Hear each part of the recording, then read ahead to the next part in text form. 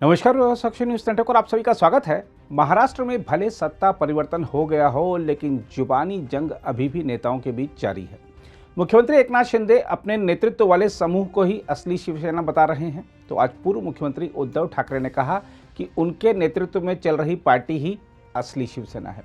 Party कार्यालय में संक्षिप्त प्रेस वार्ता में उद्धव ठाकरे ने यह भी कहा कि अगर गृह मंत्री अमित शाह ने 2019 में उनसे किया गया वादा पूरा किया होता तो अब महाराष्ट्र में बीजेपी का मुख्यमंत्री होता। उद्धव ठाकरे ने कहा कि ये जो कल हुआ, मैं पहले ही अमित शाह से कह रहा था कि 2.5 साल शिवसेना का मुख्यमंत्री हो, और वही हुआ। पहले ही अगर ऐसा करते तो महाविकास आघाड़ी का जन्म ही नहीं होता।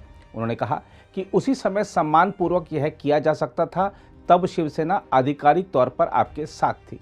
उद्धव ठाकरे ने तथा कथित शिव सैनिक को महाराष्ट्र का मुख्यमंत्री बनाए जाने संबंधी बीजेपी के फैसले पर भी सवाल उठाए और आश्चर्य जताया कि बीजेपी ने 2019 में शिवसेना को मुख्यमंत्री पद देने से इनकार क्यों किया था। ठाकरे ने साथ ही अपनी पार्टी में बगावत को लोकतंत्र का मजाक और लोगों के वोट की बर्बादी भी बताया। ठाकरे ने शिवसेना भवन में संवाददाता सम्मेलन को संबोधित करते हुए भाजपा से यह भी कहा कि वह मुंबई को धोखा न दे। उन्होंने कहा कि मुझ पर आ रहा गुस्सा मुंबई के लोगों पर नहीं निकालें और मेट्रो शेड के प्रस्ताव में बदलाव नहीं करें। ठाकरे ने कहा कि वह महाराष्ट्र की नई सरकार द्वारा मेट्रो कार शेड को मुंबई के कांजूर मार्ग से आरे कॉलोनी में ले जाने संबंधी कदम से दुखी हैं। हम आपको बता दें कि महाराष्ट्र के मुख्यमंत्री एकनाथ शिंदे और उप मुख्यमंत्री देवेंद्र फडणवीस ने सत्ता में आने के कुछ घंटे बाद हुई मंत्रिमंडल की पहली बैठक में उद्धव सरकार के मुंबई मेट्रो लाइन 3 के आरे कॉलोनी में प्रस्तावित कार शेड को स्थानांतरित करने के फैसले को पलटने की दिशा में पहला कदम उठाया था। शपथ ग्रहण समारोह के बाद गुरुवार को ही मंत्रिमंडल की बैठक में फडणवीस ने राज्य के महाधिवक्ता और प्रशासन को मेट्रो 3 लाइन के कार शेड को कांजूर मार्ग के बजाय आरे कॉलोनी में बनाने का प्रस्ताव जमा करने का निर्देश दिया। यह संयोग है कि उद्धव ठाकरे ने नवंबर 2019 में मुख्यमंत्री बनते ही आरे कॉलोनी में मेट्रो लाइन 3 का कार शेड बनाने के प्रस्ताव पर रोक लगाने का ऐलान किया था और शिंदे ने मुख्यमंत्री बनते ही पहले फैसले में उद्धव के इस निर्णय को पलट दिया।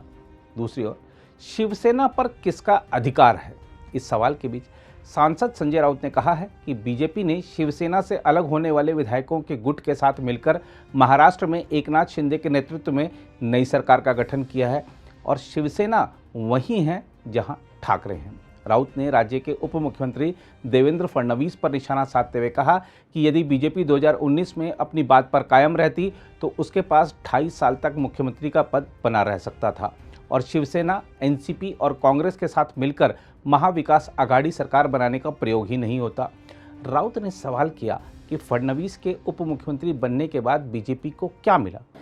जो एक गुट बना था, इस गुट के साथ भाजपा ने अलायंस किया है और गुट के नेता एकनाथ शिंदे को राज्य का मुख्यमंत्री बनाया। देश में इस प्रकार की घटनाएं बहुत बार होती है। तमिलनाडु में हुई है, उड़ीसा में भी करने की कोशिश की थी और भी राज्यों में हुई है।